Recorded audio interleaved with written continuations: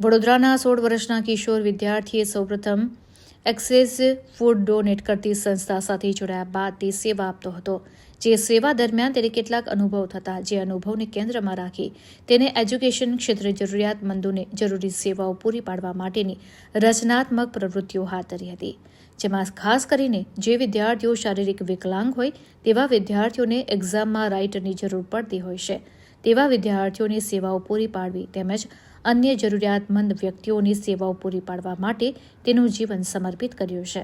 અલબત્ત જરૂરિયાતમંદોની જરૂરિયાતોને ખૂબ જ નજીકથી નિહાળી ચૂકેલા અને કેટલીક મુશ્કેલીઓને નજીકથી જોતા તેનું હૃદય પરિવર્તન થયું હતું, જેને કારણે તેને પોતે પોતાનું જીવન જરૂરિયાતમંદોને સમર્પિત કરીને સેવાકીય પ્રવૃત્તિમાં જંપ લાવ્યો હોવાનું તેને જણાવ્યું હતું.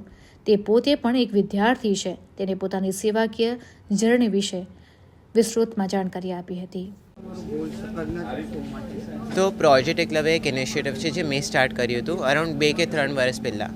તો મેં એક ઓર્ગેનાઇઝેશન જોઈન કર્યું હતું, રોબિનહુડ આર્મી કરીને, જે લોકો એક્સેસ ફૂડ હોય, શાદી કાં તો પાર્ટી હોય છે, એ લઈને અંડર પ્રિવિલેજ એરિયાઝમાં વેચે.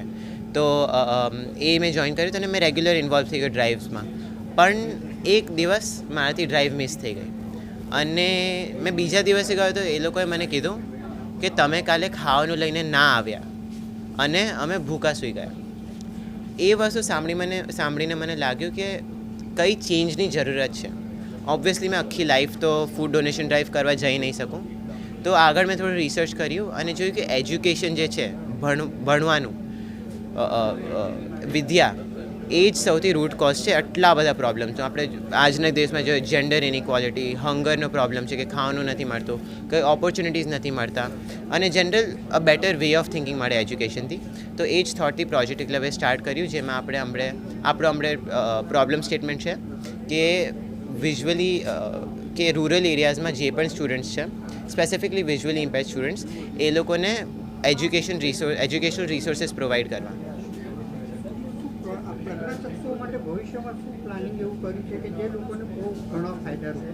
હા, તો અમે હમણાં એક એપ ડેવલપ કરીએ છીએ.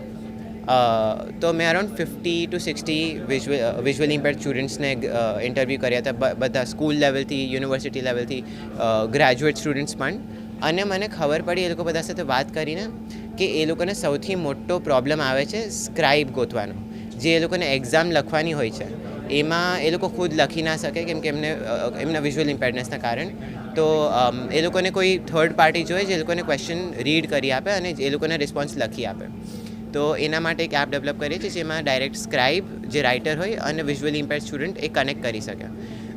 હમણે શું થાય છે કે એ લોકો કોઈ પણ સ્ટ્રેન્જરને ગોતે જેમને સબ્જેક્ટ મેટરમાં ટ્રેનિંગ ના હોય, એનાથી એ લોકોના માર્ક્સ અફેક્ટ થાય. તો એ જ પ્રોબ્લેમ સોલ્વ કરવા માટે આપણે કામ કરીએ છીએ.